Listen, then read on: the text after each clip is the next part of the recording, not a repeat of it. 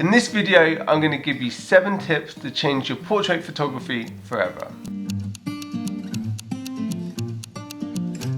Tip number 1, focus on your subject. If you can put your subject at ease, then you're going to get a much better quality portrait shoot.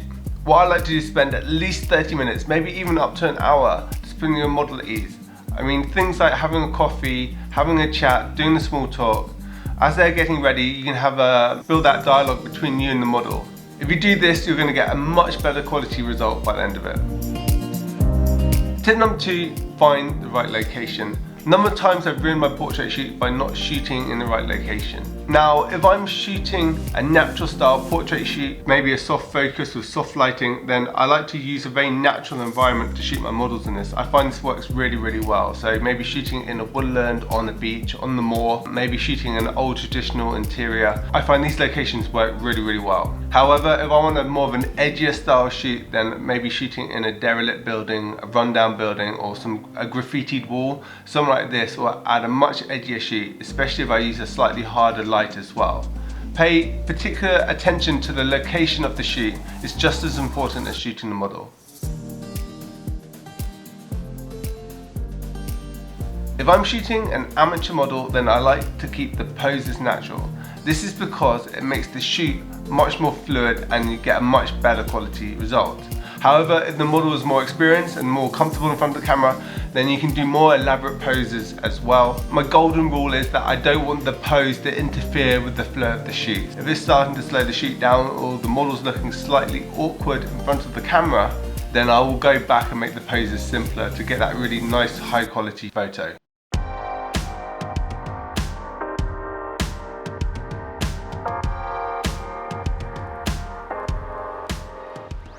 Tip number 4, taking candid shots. Now, there's nothing better than a genuine smile and very natural photo. What I like to do is take a series of photos and then look at the back of the camera, and you usually find that the model relaxes. This is the perfect time to start taking some extra photos as a candid shoot. So by the time you bring the camera up, hopefully you got that split second to capture a few really natural candid photos of your model before they start posing in front of the camera again. Tip number 5 is capture true emotion. Now, we know that a smile is much better if you smile with the eyes. You don't just smile with the mouth as a genuine smile.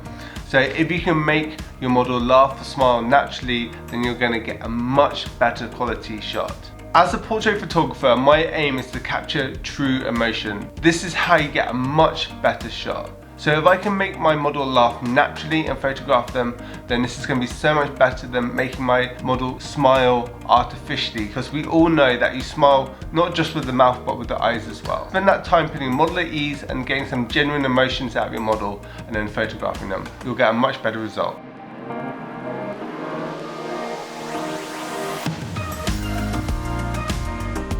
Tip number 6 is learn how to use your camera. There's so much to focus on when you're doing a portrait shoot. You've got to worry about the model, the background, the clothing, the hair. The last thing you want to be worrying about is how to use your camera as well. So get really fluent about using your camera in all the key settings that you need for the portrait shoot.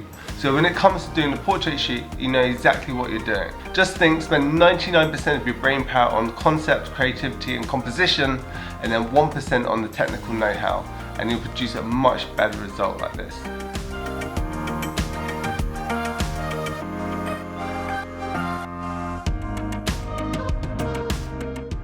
And finally, tip number 7, choosing the right lens. Now there's 2 answers to this question. Answer number 1, if you only have one lens on your camera, then that's the right lens that you should be using, and get really fluent at using that one particular lens.